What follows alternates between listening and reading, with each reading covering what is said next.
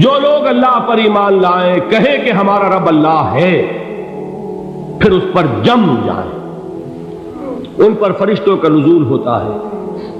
نہ کوئی غم کرو نہ خوف، خوشیاں مناؤ جنت کی جس کا تم سے وعدہ کیا گیا تھا۔ اللہ کی ربوبیت پر اطمینان جب انسان کو ہو جاتا، میرا رب اللہ ہے، ربی اللہ، انسان کے لیے نہ کوئی کھٹکا، نہ کوئی خطرہ، نہ کوئی خوف، نہ کوئی حزن۔ جو کچھ ہو رہا ہے کس کے اذن سے ہو رہا ہے؟ اللہ کے اذن سے۔ اللہ کے اذن کے بغیر پتہ تک نہیں ہلتا۔ یہ کوئی اندھا بہرا مادہ نہیں ہے جس سے مجھے کوئی خوف ہو۔ اندھا بھینسا چلا آ رہا ہو اس سے تو ڈرنے کا ہر انسان کو ڈرنا چاہیے، نہ معلوم کس کو ٹکر مار دے۔ لیکن نہیں، اس کائنات کو چلانے والا ایک سمیع و بصیر خدا ہے، وہ جو میرا دوست ہے، میرا ولی ہے۔ اللہ ولی الذین آمنوا یخرجہم من الظلمات الی النور۔ اللہ اہل ایمان کا ولی ہے، ساتھی ہے، پشت پناہ ہے، مددگار ہے، حمایتی ہے۔ بتائیے جسے یقین ہو جائے کہ اللہ میرا مددگار، اللہ میرا محافظ، اللہ میرا پشت پناہ، اللہ میرا حمایتی، اس کے لیے کوئی خوف ہوگا؟ اس سے کوئی ڈر ہوگا؟ میں مثال دیا کرتا ہوں ایک بہت سادہ، پنجاب کے دیہات کی۔ تو بڑا چودھری ہے اور کوئی غریب کسان ہے۔ اس غریب کسان کے جانوروں کو ہر وقت اندیشہ ہوگا چوری کا، کوئی میری بھینس کھول کر نہ لے جائے، کوئی میرا بیل کھول کر نہ لے جائے۔ لیکن جس کے بارے میں یہ سب کو معلوم ہو کہ وہ جو بڑا چودھری ہے وہ اس کا دوست ہے، اس کی بچیا کو کوئی خوف ہوگا؟ اس کی بھینس پر کوئی ہاتھ ڈالے گا؟ اسے کوئی اندیشہ ہوگا؟ نہیں۔ کیوں؟ کہ وہ بڑا چودھری، بڑا اس کا یہاں کا سردار، جاگیردار، سب کو معلوم ہے وہ میرا دوست ہے، کوئی میرے خلاف اقدام نہیں کر سکتا۔ اس دنیا میں یہ چھوٹی سی بات اگر آپ کے دلی اطمینان اور سکون کا باعث بن سکتی ہے تو ذرا تصور کیجئے۔ میں لفظ تصور استعمال کروں گا صرف اس لیے کہ اس کا ہم جس کو کہتے ہیں ادراک اور شعور کر نہیں سکتے، اگر کے ساتھ کر سکتے۔ اگر یقین ہو کہ اللہ میرا مددگار اور یقین ہو کہ اللہ ہر آن میرے ساتھ ہے، پھر کوئی خوف؟ کس کا خوف؟ کوئی شے اللہ سے بالا تر ہے؟ کوئی قوت اس سے زیادہ طاقتور ہے؟ کوئی اس کے ارادے کو بدلنے والا ہے؟ کوئی اس کی مشیت کے آڑے آنے والا ہے؟ یہی بات ہے جو حضور نے فرمائی۔ یہ ایمان کا حاصل ہے لب لباب، کہ دیکھو اچھی طرح اس بات کو ذہن نشین کر لو، اگر تمام انسان مل کر تمہیں کوئی نقصان پہنچانا چاہے نہیں پہنچا سکتے، مگر جو کچھ اللہ نے لکھ دیا ہو، اور تمام انسان مل کر تمہیں کوئی نفع پہنچانا چاہے نہیں پہنچا سکتے، مگر وہ شے جو اللہ نے طے کر دی۔ آپ پھر میں کہوں گا ذرا طاری کیجئے، اسے فرض کیجئے، اسے سوچئے۔ اگر اس حدیث پر ہمارا دل ٹھکا ہوا ہو تو کسی سے ڈر ہوگا؟ یہ مجھے نقصان نہ پہنچا دے، یہ میری رپورٹ خراب نہ کر دے، یہ میری انکریمنٹ نہ رکوا دے، یہ میرا یہ نہ بگاڑ دے، یہ میرے یہ نقصان نہ پہنچا دے۔ اس کا ڈر، اس کا ڈر، اس کا خوف، اس کی خوشامد، اس کے لیے جا کر طرح طرح سے اپنی عزت نفس کو ذلیل کروانا اس کے سامنے، یہ سب کچھ کیوں کرتا ہے انسان؟ جب سمجھتا ہے کہ اس کے ہاتھ میں میرا کوئی نفع ہے، اس کے ہاتھ میں میرے لیے کوئی ضرر ہے، یہ مجھے کوئی غضب پہنچا سکتا ہے، یہ مجھے کوئی نقصان پہنچا سکتا ہے، یہ میرا کوئی کام بنا سکتا ہے، یہ میری کوئی ضرورت پوری کر سکتا ہے، اسی کا نام شرک ہے۔ جہاں آپ نے یہ سمجھا کہ غیر اللہ کے اندر کوئی طاقت موجود ہے، وہی شرک ہے۔ بتوں سے تجھ کو امیدیں، خدا سے نومیدی، مجھے بتا تو صحیح اور کافری کیا ہے؟ شرک تو یہ ہے۔ جس پر بھی تمہیں یہ خیال ہے، کلمہ ہے یہ کلمہ سوم، لا حول ولا قوت الا باللہ، ذرا اس پر دل کو کبھی اگر آپ تصور کریں، پھر فرض کریں، دل ٹھک جائے اس پر، کوئی طاقت نہیں۔ یہی بات تھی جو شیخ عبد القادر جیلانی رحمۃ اللہ علیہ نے اپنی وصیت میں اپنے بچے سے کہی. 11ویں دینے والے ہیں، لیکن حضرت شیخ عبد القادر جیلانی کی وصیت اور تعلیمات کو کتنے لوگ ہیں تم جانتے ہو؟ یہ جن مقامات تک پہنچے ہیں وہ کس چیز کی بدولت پہنچے؟ انہوں نے جو پیغام دیا وہ کیا تھا؟ اے میرے بچے، جس طریقے سے قرآن مجید میں حضرت لقمان کی نصیحتیں جو ہے نقل کر دی گئی ہیں، میں یہ عرض کروں گا بالفرض اگر قرآن حضرت عبد القادر جیلانی کے بعد نازل ہوا ہوتا تو شیخ عبد القادر کی یہ نصیحتیں بھی قرآن میں درج ہوتی. اتنی اونچی نصیحتیں ہیں. اے میرے بچے، اس حقیقت کو ذہن نشین کر لے، لا فاعل فی الحقیقت ولا مؤثر الا اللہ. اس کائنات میں نہ کوئی فاعل حقیقی ہے نہ مؤثر حقیقی ہے سوائے اللہ. کسی شے میں کوئی تاثیر نہیں اگر اللہ نہ چاہے. آگ جلا نہیں سکتی اگر اللہ نہ چاہے. پانی ڈبو نہیں سکتا اگر اللہ نہ چاہے. زہر ہلاک نہیں کر سکتا اگر اللہ نہ چاہے. کوئی چیز فائدہ نہیں پہنچا سکتی اگر اللہ نہ چاہے. تو در در پہ کیوں سر جھکاتے ہو؟ در در پر کیوں جبیں سائی کرتے ہو؟ سب کے سامنے کیوں ہاتھ پھیلاتے ہو؟ ایک اللہ سے مانگو. ایک اللہ کے سامنے زمین پر اپنی جبین رکھو. لا فاعل فی الحقیقت ولا مؤثر الا اللہ. نظر آتا ہے ہمیں کہ پانی پیاس بجھا دیتا ہے. پیاس بجھانے کی صلاحیت پانی میں نہیں ہے، اللہ کے اذن سے. کھانا بھوک مٹا دیتا ہے. بھوک مٹانے کی صلاحیت کھانے میں نہیں ہے، اذن رب میں. دیکھیے یہی یقین تھا. حضرت موسیٰ علیہ السلام کا واقعہ یاد کیجئے. سامنے سمندر آ گیا ہے. قوم دیکھتی ہے پیچھے کہ گرد و غبار کا طوفان. معلوم ہوا کہ فرعون اپنے لشکر سمیت آ گیا. لشکر جب چلتا تھا تیز رفتاری کے ساتھ تو گرد و غبار کا جو طوفان اٹھتا تھا اس کا تصور کیجیے. اور لمحہ بلمحہ وہ قریب آ رہا ہے. پوری قوم نے کیا کہا؟ اے موسیٰ انا لمدرکون. اے موسیٰ ہم کو پکڑے گئے. قرآن مجید میں تو یہاں وہ باتیں نہیں لکھی ہیں، لیکن تورات میں یہ درج ہے کہ بنی اسرائیل جھگڑنے لگے، دست و گریبان ہو گئے موسیٰ کے ساتھ. موسیٰ نے یہاں مروایا لا کر، اس سے تو ہم ہی بہتر تھے. وہاں کھانے کو ملتا تھا، زندگی تو تھی، بیگار ہم کر رہے تھے، موت تو نہیں تھی. اب جو کچھ ہوگا اس کا تصور کرو، جس طریقے سے ہمارے ٹکڑے اڑائے جائیں گے. تو لڑ رہے ہیں حضرت موسیٰ علیہ السلام سے. یہ تورات کی تفصیل ہے.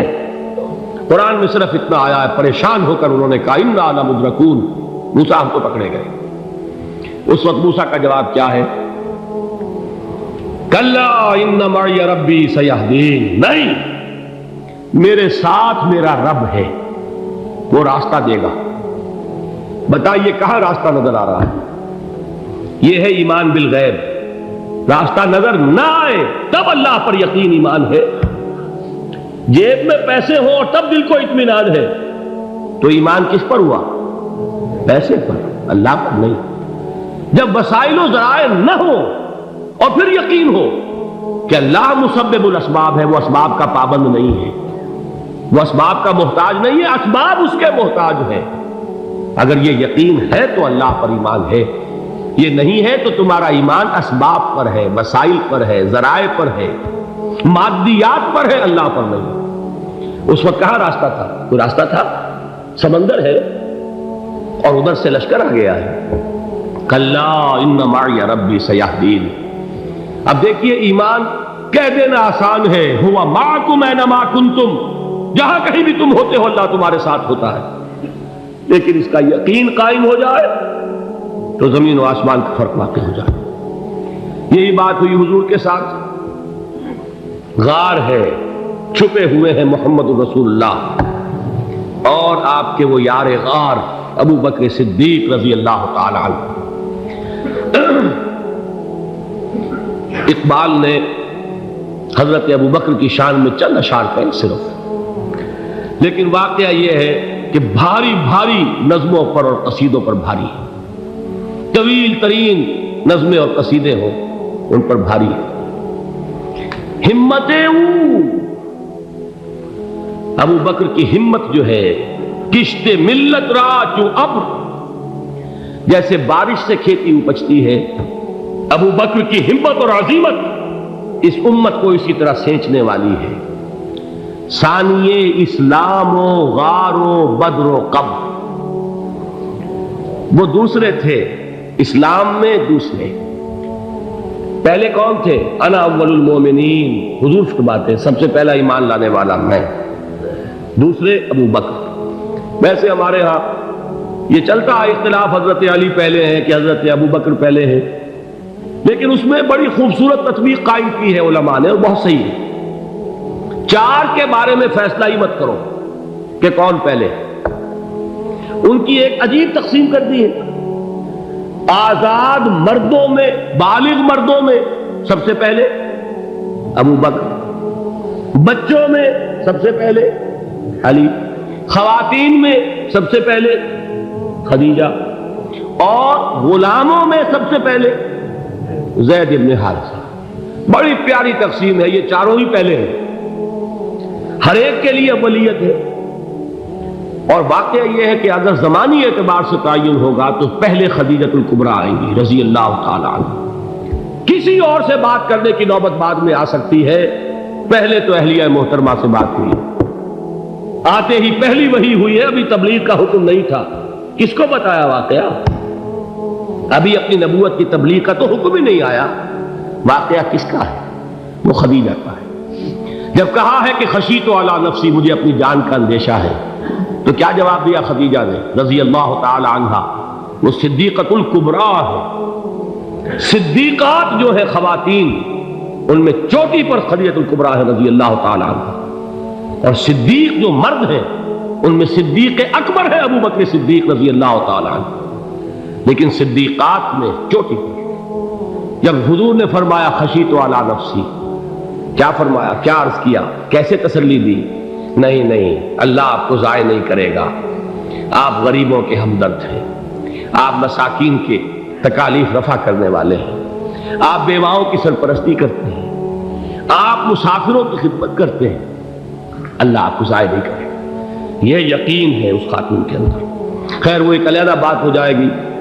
میرے دل پر حضرت خدیجہ رضی اللہ تعالیٰ عنہ کی شخصیت کا بڑا گہرا نقش ہے، جو وہ کوئی اور ہی وقت اور موقع ہوا تو بیان ہوگا۔ بہرحال اقبال نے ایک مصرے میں جو چار اولیتیں جمع کر دی ہیں، ہمت او کشت امت را چو ابر، ثانی اسلام و غار و بدر و قبر۔ اسلام میں حضور کے بعد پہلے کون؟ ابو بکر۔ غار میں حضور کے ساتھ کون؟ ابو بکر۔ بدر کی رات اللہ کا رسول سر بسجود، وہ جھاڑ، وہ گھاس پھوس کی جو جھوپڑی بنائی گئی تھی، اور وہاں تلوار ننگی لے کر پہرا دینے والا کون؟ ابو بکر۔ اور اس حجرہ عائشہ میں محمد کے بعد سب سے پہلے دفن ہونے والا کون؟ ابو بکر رضی اللہ تعالی عنہ صلی اللہ علیہ وسلم۔ وہ جو معاملہ میں سنا رہا تھا غار ثور کا، حضرت ابو بکر بھی حضور کے خیال سے لرز گئے ہیں۔ آپ کو یاد ہوگا کہ جا کر پہلے تمام جتنے سوراخ تھے انہیں بند کیا ہے، ایک سوراخ رہ گیا تھا جس کو بند کرنے کے لیے کوئی کپڑا نہیں تھا، وہاں اپنی ایڑی رکھی ہے، تب کہا ہے حضور سے تشریف لائیے، اور اپنے زانو پر حضور کو لٹایا ہے، اور وہاں کسی موذی جانور نے کاٹا ہے، حضور کی آنکھ لگ گئی تھی، اس وقت اس بل کے اندر جو بھی بچھو ہے کیا ہے واللہ عالم، اس نے کاٹا ہے، اس کی تکلیف کی وجہ سے ابو بکر کی آنکھوں سے آنسو ٹپک گئے، حضور کے چہرے مبارک پر پڑے ہیں، تو حضور جاگے ہیں، معاملہ کیا ہے؟ ایڑی نہیں ہٹائی وہاں سے، مبادا وہ جانور وہاں سے نکل کر محمد الرسول اللہ کو کوئی گزن پہنچا دے، ابو بکر کی ایڑی ہے، جس طرح چاہے کھا لے، ختم کر دے، جان نکل جائے تب کوئی آنچ آئے، محمد پر تو آئے، لیکن جیتے جی نہیں۔ وہ ہے ابو بکر۔ حضور کے خیال سے اس وقت حضور نے پھر اپنا لعاب دہن لگایا ہے، اور اس سے پھر آپ کی تکلیف ختم ہوئی۔ جیسے خیبر میں حضرت علی کی آنکھ دکھ رہی تھی، اس کو جو شفا حاصل ہوئی ہے وہ بھی حضور کے لعاب دہن سے ہوئی۔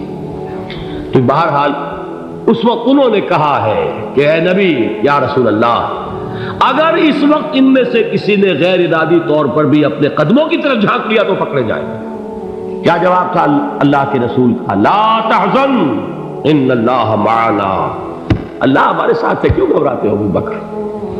یہ ہے ایمان باللہ، میرا مالک اللہ، میرا رازق اللہ، میرا محافظ اللہ، میرا مددگار اللہ، میرا پشت پناہ اللہ، میرا دوست اللہ۔ یہ دوستی ہے اللہ کی جو لب لباب ہے، حاصل ہے ایمان کا، اسی کا نام ولایت ہے۔ اولیاء اللہ کے سروں پر سینگ نہیں ہوتے، جس کے دل میں ایمان راسخ ہو چکا ہو وہی اللہ کا ولی ہے، جسے اللہ پر یقین ہو چکا ہے وہی اللہ کا ولی ہے، جسے یقین ہے اللہ میرے ساتھ ہے، میرا مددگار، میرا پشت پناہ، میرا ساتھی، میرا دوست، میرا محبوب، میرا محب۔ اللہ اہل ایمان سے محبت کرتا ہے۔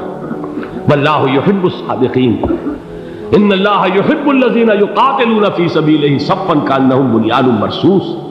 اللہ محبت کرنے والا، اہل ایمان محبوب، اور اہل ایمان محبت کرنے والے اللہ محبوب۔ والذین آمنوا اشد حبا للہ۔ آپ تصور کیجئے جسے یہ رشتہ ایمان یا رشتہ ولایت حاصل ہو جائے، الا ان اولیاء اللہ لا خوف علیہم ولا هم یحزنون، آگاہ ہو جاؤ، اللہ کے دوستوں کے لیے نہ کوئی خوف ہے نہ کوئی حزن ہے۔